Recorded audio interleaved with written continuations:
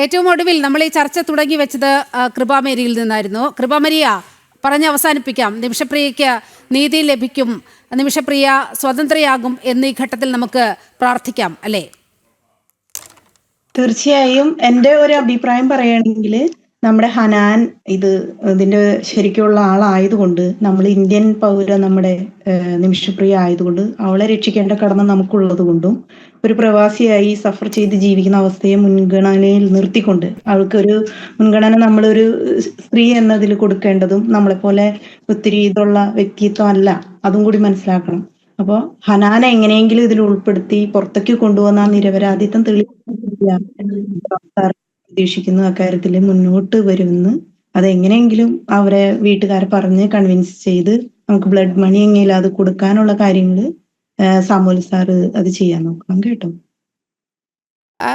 Samuel Jerome, ഇക്കാര്യത്തിൽ ഇനി എന്താണ് നമ്മുടെ മുന്നിലുള്ള വഴി? ഒരു 30 സെക്കൻഡ് എടുത്ത് അങ്ങ് ഒന്ന് കൺക്ലൂഡ് ചെയ്യുമല്ലോ.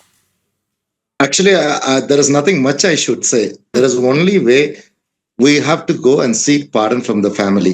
And whatever and whoever wants to do it and whoever wants to help us or whoever wants me to associate with them, I'm open to that. That's fine.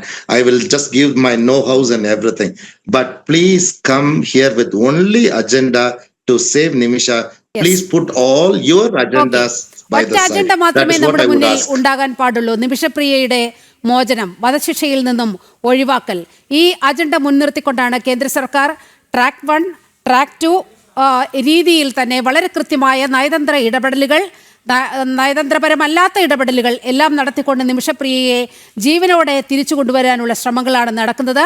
അതിൽ ഏതെങ്കിലും വിധത്തിലുള്ള അവകാശവാദവുമായി ആരെങ്കിലും വന്നാൽ അത് എത്രത്തോളം ആ കേസിനെ വഷളാക്കും എന്നതാണ് തലാലിൻ്റെ സഹോദരനിൽ നിന്നും നമുക്കിപ്പോൾ മനസ്സിലാകുന്ന കാര്യം. ആ ഫേസ്ബുക്ക് പോസ്റ്റൊക്കെ കൃത്യമായ ചില സൂചകങ്ങളാണ് നൽകുന്നത്. അതുകൊണ്ട് തന്നെ വളരെ സമചിത്തതയോടെ ഈ വിഷയത്തിൽ നമുക്ക് ഇടപെടാം.